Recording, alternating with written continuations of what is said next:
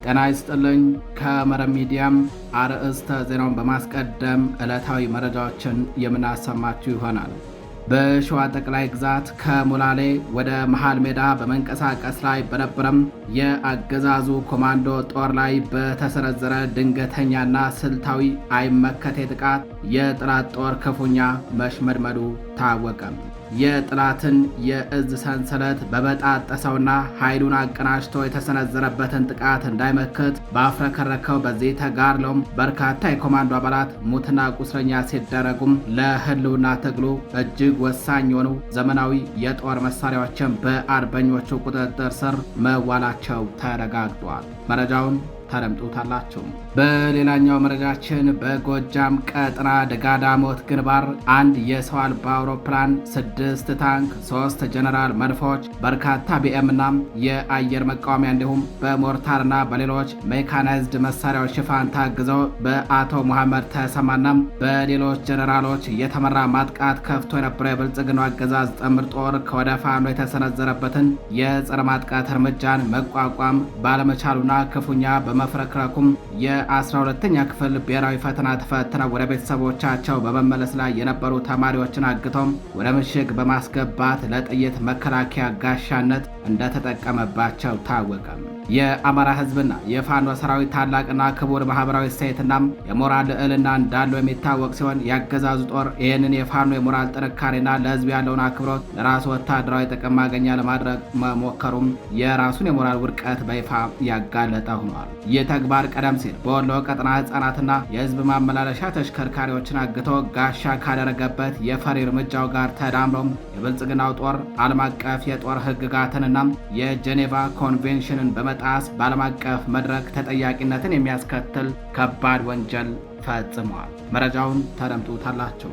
በሌላኛው መረጃችን ሙት የሚፈራው የአገዛዙ ጦር የክቡር ሰማዕቱ አርበኛ አዲሱ መንበርን መካነ መቃብርና በመካነ መቃብሩ ላይ የነበረውን ፎቶ በጥይት መደብደቡ ተሰምተዋል። ባለፈው ዓመት በነሐሴ ወር በዳንግላ ወረዳ አፈሳ ቀበሌ በተካሄደ ከባድ ውጊያም ታላቅ የጦር ሜዳ ጀብዱ ፈጽሞ በክብር የተሰዋውን የጀግናው አርበኛ አዲሱ መንበርን የቁም ስምና ታሪክን ማጥፋት ያቃተውና በተስፋ መቁረጥ ማቅ ውስጥ የተዘፈቀው የብልጽግናው መከላከያ ሰራዊት ሰሞኑን ወደ ቀበሌው ባቀናበት ወቅት መቃብሩ ላይ የተሰቀለውን የአርበኛውን ፎቶ በጥይት የደበደበ ሲሆን ይህ ተግባር የፋኖን ክንድ በሕይወት እያለ ብቻ ሳይሆን በሞት ከተለየ በኋላም እንኳን ምን ያህል እንደሚፈራው በገሃድ አሳይተዋል። መረጃውን በዝርዝር ተደምጡታላቸው። የተከበራችሁ አድማጭ ተመልካቾቻችን እነዚህንና ሌሎች የዛሬ ሐምሌ 12 2018 ዓ.ም ዕለታዊ የግንባር መረጃዎችን እንዲሁም ሌሎች የሀገር ውስጥና የውጭ መረጃዎችን አጠናቅረን ይዘን ቀርበናል። አብራችሁን ቆዩ።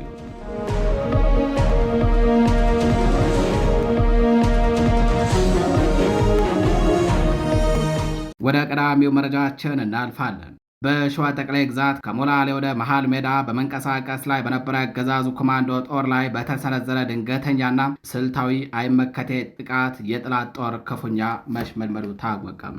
በሸዋ ጠቅላይ ግዛት መንዛ አውራጃ ከሞላሌ ወደ መሃል ሜዳ በመንቀሳቀስ ላይ በነበረው አገዛዙ ብልጽግና ኮማንዶ ጦር ላይ በአሳምነው እዝ መሐመድ ቢሆነኝ ኮር ስር የሚንቀሳቀሰው የጀግናው ወንዱ አስቻለው ደሴ ክፍለ ጦር 3ኛ ሬጅመንት ቃኞች ትናንት ሐምሌ 11 2018 ዓ.ም አመሻሽ ልዩ ስሙ አጎ በተባለ ስፍራ መብረቃዊና ድንገተኛ ጥቃት በመሰንዘር በጠላት ላይ ከፍተኛ ጉዳት ማድረሳቸው ታውቋል። በአማራ ፋኖ ብሔራዊ ንቅናቄ ሸዋ ጠቅላይ ግዛት አሳምነው እዝ መሐመድ ቢሆነኝ ኮር ስር የሚንቀሳቀሰው ወንዱ አስቻለው ደሴ ክፍለ ጦር በትናንትናው ዕለት ሐምሌ 11 2018 ዓ.ም ምሽት በአገዛዙ የብልጽግና ጥምር ጦር ላይ የተቀናጀ መብረቃዊ እርምጃ ወስዶ ድል ተቀዳጅተዋል። በክፍለ ጦሩ የ3ኛ ሬጅመንት ቃኞች ከአንጻራዊ ጦር ቀጠናዎች እንቅስቃሴ በመነሳት ከሞላሌ ተነስቶ ወደ መሃል ሜዳ አቅጣጫ በመጓዝ ላይ የነበረውን ያገዛዙ ልዩ ኮማንዶ ጦርን እንቅስቃሴውን በንቃት ተከታትለውት ቆይተዋል። የጠላት ጦር ልዩ ስሙ አጎ ተብሎ በሚጠራው ስልታዊ ስፍራ ላይ በደረሰበት ወቅት አድፍጦ የነበሩት አርበኞቹ አስደንጋጭ ጥቃት ከፍተውበታል።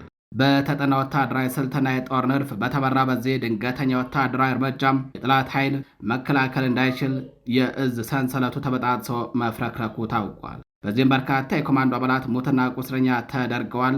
ለህልውና ትግሉ ወሳኝ የሆኑ ዘመናዊ የጦር መሳሪያዎችን በአርበኞቹ ቁጥጥር ስር ገብተዋል። አርበኞቹ ኦፕሬሽኑን በድል አጠናቀው ወደ ይዞታቸው መመለሳቸው የታወቀ ሲሆን በአካባቢው ላይ የፋኖ የፓትሮልና የቁጥጥር ስምሪት ተጠናክሮ ቀጥሏል። በሌላኛው መረጃችን ሞት የሚፈራው የአገዛዙ ጦር በዳንግላ አካባቢ አፈሳ ቀበሌ ላይ የተሰዋውን የጀግናውን አርበኛ አዲሱ መንበርን መካነ መቃብርና በመካነ መቃብሩ ላይ ያለውን ፎቶ በጥይት መደብደቡ ተነገረም።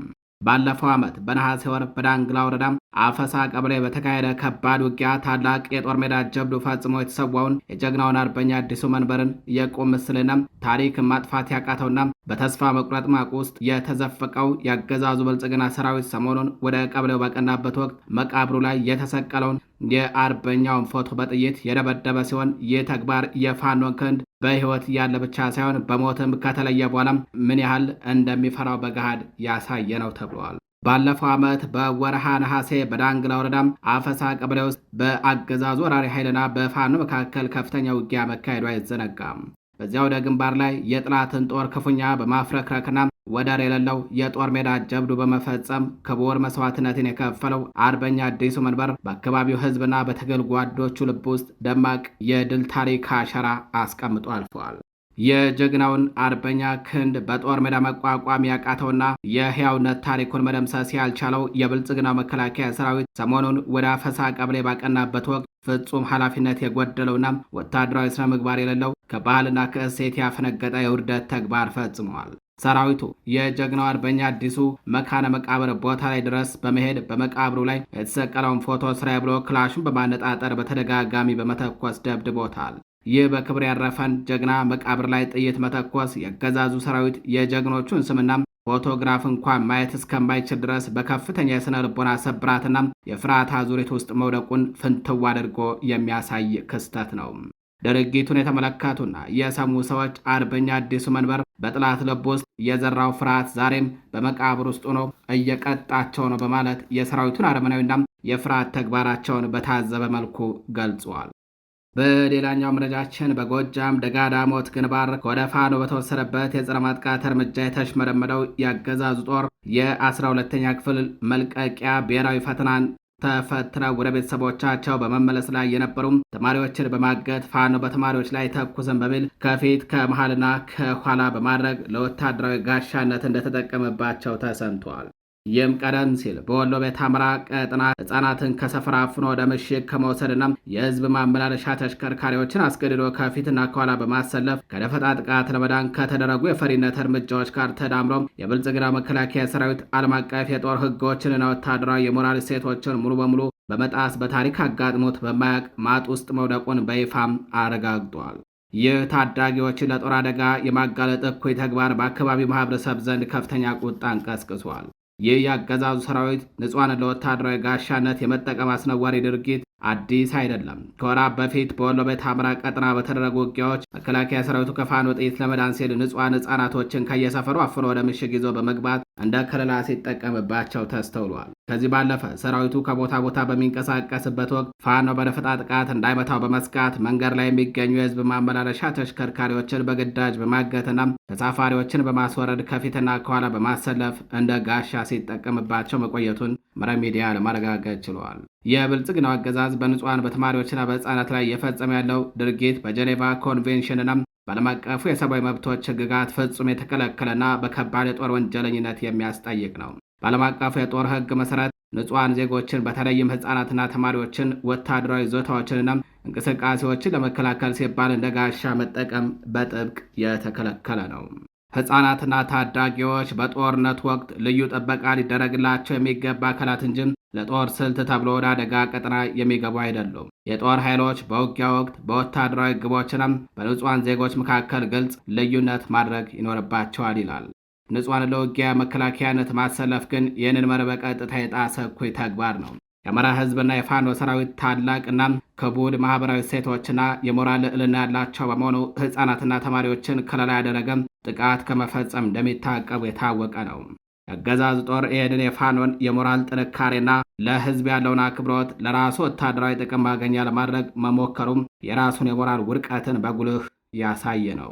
በጦር ሜዳ ጀግንነት የራቀው በህዝብና በታሪክ የተወገዘውም የብልጽግና መከላከያ ሰራዊት ህፃናትና ተማሪዎችን አስገድዶ ለጥይት መከላከያነት እስከ መጠቀም የደረሰበት የወታደራዊ ዝቅጠት የታሪክ ጠባሳ ሆኖ የሚኖርና በአገር ውስጥም ሆነ በዓለም አቀፍ መድረክ ተጠያቂነትን የሚያስከትል ነው። አድማጭ ተመልካቾቻችን መረጃዎቻችን እንደቀጠሉ ናቸው። ጉና ክፍለ ጦር ሀገረ ቢዘን ብርጌድ በወቅታዊ ጉዳዮች ዙሪያ ከፍተኛ አመራሮች በተገኙበት ውይይት ማካሄዱን አስታወቀም።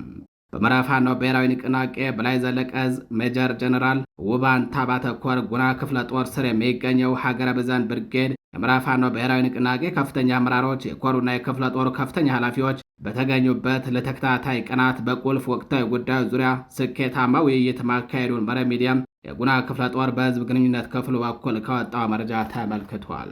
በውይይት መድረኩ በአማራ ፋኖ ብሔራዊ ንቅናቄ ወታደራዊ ስልጠና መምሪያ ምክትል ኃላፊ የሆኑት ኮሎኔል ሙላቴ ሲሳይን ጨምሮ የሜጀር ጀነራል ውባንታ ባተኮር ዘመቻ መሪ አርበኛ ቢራራ ደምሴም፣ የጉና ክፍለ ጦር ዋና ወታደራዊ አዛዥ አርበኛ አዛዥ ደሳለኝና ሌሎች የክፍለ ጦሩ ከፍተኛ አመራሮች እንዲሁም ጥሪ የተደረገላቸው እንግዶች ተገኝተዋል። በመድረኩም የትግሉ ዓላማ መነሻና መዳረሻ እንዲሁም አሁናዊ የትግሉን ቁመና በዝርዝር የዳሰሱም ሀሳቦችና ትንታኔዎች የቀረቡ ሲሆን ሰፊ የሆነ የአማራዊ ብሔርተኝነት ግንዛቤ ማስጨበጫ ትምህርት ተሰጥቷል። የውይይት መድረኩ ወንድማዊና ጓዳዊ መንፈስ በተሞላበት መልኩ በስኬት መጠናቀቁን ነው ጣቢያችን መረብ ሚዲያም ከጉና ክፍለ ጦር ህዝብ ግንኙነት ክፍል ለመመልከት የቻለው። በተያያዘ ዜና በሸዋ ጠቅላይ ግዛት 5 ክላስተሮችን ያሳተፈ መድረክ መካሄዱ ታወቀም። በሸዋ ጠቅላይ ግዛት በይፋትና ጥሙጋ አውራጃ በተሬ ክላስተር ትናንት ሐምሌ 11 2018 ዓ.ም በተካሄደው መድረክ ላይ የሸዋ ጠቅላይ ግዛት አሳምነው ዕዝ ከፍተኛ አመራሮች፣ የአባት አርበኞች መምሪያ አመራሮች፣ በቀጠናው የሚገኙ የፖለቲካ መምሪያ አስተባባሪዎች እንዲሁም የኮረና ከአምስቱም ክላስተሮች የተወጣጡ አመራሮች በተገኙበት የትግሉን እድገት የሚመጥን የ6 ወር ስራ አፈጻጸም ሪፖርትና ውይይት ተደርጓል። በአማራ ፋኖ ብሔራዊ ንቅናቄ ሸዋ ጠቅላይ ግዛት አሳምነው ዕዝ ስር የሚገኙት 5 ክላስተሮች ማለትም የተሬ ክላስተር፣ መዘዞ ክላስተር፣ የባሽ ክላስተር፣ ኤፍራታና ግድም ክላስተር፣ አለሎ ክላስተር። እነዚህ ክላስተሮች አስተዳደር ወደ አንድ መድረክ በማምጣት የ6 ወር የስራ ሪፖርት እንዲያቀርቡ ተደርጓል። በዚህ ውይይት ላይ በክላስተሮቹ የተሰሩ ስራዎች ቀርበም በህዝብ አስተዳደር፣ በፍትህ፣ በሰላምና ደህንነት እንዲሁም በአባት አርበኛ ታጋዮች መጠርነፍና ማደራጀት ዙሪያ ውጤታማና ስኬታማ ስራዎች እንደተከናወኑ ተገልጿል። በተጨማሪም በየክላስተሮቹ የነበሩት የአሰራር እንቅፋቶችና የህዝብ ጥያቄዎች ቀርበው ጥልቅ ውይይት ተደርጎባቸዋል። በሁለቱም ወገን ከህዝብና ከመሪዎቹ ለተነሱ ጥያቄዎች የአባት አርበኞች መምሪያ ኃላፊ አርበኛ ማሞ ማስረሻና የእዙ ከፍተኛ አመራር አርበኛ ዮናስ ባባው ምላሽና ማብራሪያ ሰጥተውበታል። በመድረኩ የመሐመድ ቢሆነኝ ኮር ዘመቻ መምሪያ ኃላፊ አርበኛ ምናሉ ከበደ በመገኘት በወታደራዊ ጉዳዮች ዙሪያ ለተነሱ የህዝብ ጥያቄዎች ማብራሪያና ምላሽ ሰጥተዋል። በመጨረሻም የፖለቲካ መምሪያ የቀጠናው አስተባባሪዎች መድረኩን በመምራትና በማስተባበር ለቀጣይ የትግል እንቅስቃሴ አቅጣጫ በመስጠት እንዲሁም ለአምስቱም ክላስተሮች መልካም አፈጻጸምና የትግል ንቅናቄ በበሰለ መልኩ በመምራታቸው የእውቅና ምስክር ወረቀትና የአርበኞች ምስል በሽልማት መልክ ተበርክቶላቸው መድረኩ በስኬት ተጠናቋል። አድማጭ ተመልካቾቻችን መረጃዎቻችን እንደቀጠሉ ናቸው። በኒውዮርክ ጎዳናዎች አንድ ዩቲዩበር ባደረገው ቃለ መጠይቅ የአንድ ኢትዮጵያዊ ከፍተኛ ባለስልጣን ልጅ ለቅንጦት ኑሬ በወር እስከ 6.4 ሚሊዮን ብር የደረሰ ወጪ አወጣለሁ በሚል መናገሯ ግርምትን ፈጥረዋል። ወጣቷ የባለስልጣኑ ልጅ ምንም ስራ የለኝም፣ ግን ለቅንጦት ኑሮ ወጪም 6.4 ሚሊዮን ብር የደረሰ ወጪ አወጣለሁ በሚል ከተናገረች በኋላ ብዙዎች የገንዘቡ ምንጭ የህዝብ ታክስ ነው በሚል ትችት እየሰነዘሩ ይገኛሉ። በኒውዮርክ ጎዳናዎች ላይ የተደረገ አንድ የዩቲዩብ ቃለ መጠይቅ በአሁኑ ሰዓት በብዙ ኢትዮጵያውያን ዘንድ ከፍተኛ ቁጣና መደናገጥን ቀስቅሷል። ኬቭ በሚል ስም ራሷን ያስተዋወቀችው ወጣት በከተማዋ ለሚኖራት ወርሃዊ የቅንጦት ኑሮም ከ35,000 እስከ 40,000 ዶላር በአሁኑ ወቅት የምንዛሬ ተመን ወደ 6.4 ሚሊዮን የኢትዮጵያ ብር እንደሚያስፈልጋትና በአሁኑ ወቅት ምንም አይነት ስራ እንደሌላት መናገሯን ተከትሎ የገንዘቡ ምንጭ የህዝብ ታክስ ነው የሚሉ ወቀሳዎችና ትችቶች ከየአቅጣጫው እየተሰነዘሩ ነው። ማህበራዊ ሚዲያውን ባጥለቀለቁት መረጃ መሰረት ይህች ወጣት የኢትዮጵያ ገቢዎች ሚኒስቴር ከፍተኛ ባለስልጣን የሆኑ የዘሱ ወልደ ጊዮርጊስ ልጅ መሆኗን እየተነገረ ነው። ይህ መጋለጥ በተለይም የኢትዮጵያ ህዝብ በከፍተኛ የኑሮ ውድነትና ኢኮኖሚያዊ ፈተና ውስጥ ባለበት በአሁኑ ወቅት ይህች ልጅ ይህንን መናገሯ በብዙዎች ዘንድ ቁጣን ቀስቅሷል። ብዙ አስተያየት ሰጪዎች የሀገር ሀብትና የህዝብ ግብር ለልማት ከመዋል ይልቅ የባለስልጣናት ቤተሰቦች በውጭ ሀገራት ለሚያደርጉት የቅንጦት ኑሮ መደጎሚያ እየሆነ ነው በማለት መንግስትን በከፍተኛ ሁኔታ ይወቅሳሉ። ጉዳዩ የሀገሪቱን የፋይናንስ ቁጥጥር ስርዓትና የባለስልጣናትን ግልጽ ጥያቄ ውስጥ የከተተ ሲሆን የሚመለከታቸው አካላት በጉዳዩ ላይ ይፋዊ ማብራሪያ እንዲሰጡም ህዝቡ በማህበራዊ ትስስር ገጾቹ እየጠየቀ ይገኛል። አድማጭ ተመልካቾቻችን መረጃዎቻችን እንደቀጠሉ ናቸው። ወደ ጎረቤት ሀገር ሱዳን መረጃችን እናልፋለን። ሱዳን የተባበሩት አረብ ኤምሬትስን በአሜሪካናም በዓለም አቀፉ ፍርድ ቤቶች ልትከስ መሆኑን አስታወቀችም። የሱዳን መንግስት በተባበሩት አረብ ኤሚሬትስ ላይ በአሜሪካና በሌሎች ዓለም አቀፍ ፍርድ ቤቶች አዲስ ክሶችን ለመመስረት የሚያስችሉም እቅዶችን ማጠናቀቁን ይፋ አድርጓል። የሱዳን የፍትህ ሚኒስቴር አብደላ ድሪፍ ጉዳዩን አስመልክተው መግለጫ የሰጡ ሲሆን ለዚህም የሚሆን በቂ ማስረጃ መያዛቸውን አስታውቀዋል። ሱዳን ልትከስ እንደሆነ የተሰማው ደግሞ በተባበሩት መንግስታት ድርጅት ሱዳንን በምክትልነት የወከሉት አመማር መሐመድ መሐሙድ ዓለም አቀፍ የወንጀለኞች ፍርድ ቤት በዳርፉር በፈጥኖ ድራሽ ድጋፍ ሰጪ ኃይሉ የተፈጸሙ ወንጀሎችን በተመለከተም የሚያደርገው ምርመራም ኤምሬትስና ሌሎች ተዋንያንም እንዲያካትት በጠየቁት ማግስት ነው። ሱዳን መሰረተዋለሁ ያለችው ክስ የጦር ወንጀል፣ በሰብአዊነት ላይ የሚፈጸሙ ወንጀሎችን፣ የዘር ማጥፋትን፣ ህገወጥ የጦር መሳሪያ አቅርቦትን፣ ቅጥረኛ ወታደሮችን መመልመልና ማሰልጠንን ያካተቱ ናቸው። በፈጥኖ ደራሽ ድጋፍ ሰጭ ኃይሉና ደጋፊዎቹ ላይ የሚቀርቡ ዓለም አቀፍ ክሶችን የሚከታተለው ኮሚቴ ሰብሳቢ በበኩላቸው የተያዙ የጦር መሳሪያዎችን ኤግዚቢሽንና የማስረጃ ማሰባሰቢያ ንዑስ ኮሚቴን ጎብኝተዋል። የኮሚቴው ሰብሳቢ እንደገለጹት ጉብኝቱ ከፈጥኖ ደራሽ ኃይሉ የተማረኩ ዘመናዊ የጦር መሳሪያዎችን፣ የስለላና ስትራቴጂካዊ ድሮኖችን ጨምሮ በሰነድ ለማስፈር የታለመ ነው። የተያዙ መሳሪያዎች እንደ አውሮፓውያን አቆጣጠር ከሰኔ 2023 እስከ ሰኔ 2026 ባለው ጊዜ ውስጥ የተመረቱ ዘመናዊ ሞዴሎች መሆናቸውንና መነሻ መዳረሻቸው የተባበሩት አረብ ኤምሬትስ እንደነበረም የሚያሳዩ ሰነዶች መገኘታቸውን ሰብሳቢው ገልጸዋል። ለአማጺ ሚሊሻ ማስተላለፍና የጦር መሳሪያዎችን ለሶስተኛ ወገን ማስተላለፍን የሚከለክሉም ዓለም አቀፍ ስምምነቶችን የሚጥስ መሆኑንም አክለዋል። እንደ ሱዳን ትሪቡን ዘገባ ከሆነ ከሱዳን የተባበሩት አረብ ኤምሬትስ ለአማጽያኑ የጦር መሳሪያ በማቅረብና ቅጥረኛ ወታደሮችን በመመልመል ረገድ እጁ እንዳለበት በተደጋጋሚ ማስረጃዎች ብታቀርብም አቡዳቢ ግን የቀረበባትን ክስ ማስተባበሏን ቀጥላለችም። ሆኖ ሚኒስትር ድሪፍ ሱዳን ህጋዊ ትግሏ እንደምትገፋበትና በመንግስት እጅ ላይ በፈጥኖ ደራሽ ድጋፍ ሰጭ ኃይሉና በኤምሬትስ እንዲሁም በአጋሮቹ ላይ ያለምንም ጥርጥር ጥፋተኛ የሚያሰይ በቂ ማስረጃ መኖሩን አረጋግጠዋል። ሱዳን በተደጋጋሚ ኢትዮጵያ ለሄሜቲ ጦር ከኤምሬትስ ጋር በመተባበር ድጋፍ እያደረገች ነው በሚል ክስ ስታሰማ የቆየ ሲሆን በዚህ ክስ ላይ አዲስ አበባ አትካተት እስካሁን በይፋ አልተነገረም። የተከበራችሁ አድማጭ ተመልካቾቻችን ለዛሬ ሐምሌ 12 2018 ዓ.ም ይዘናቸው የነበሩት ዕለታዊ መረጃዎቻችን እነዚህን ይመስላሉ። በሌሎች አዳዲስ መረጃዎች እስከምንገናኝ ቸር ቆዩ።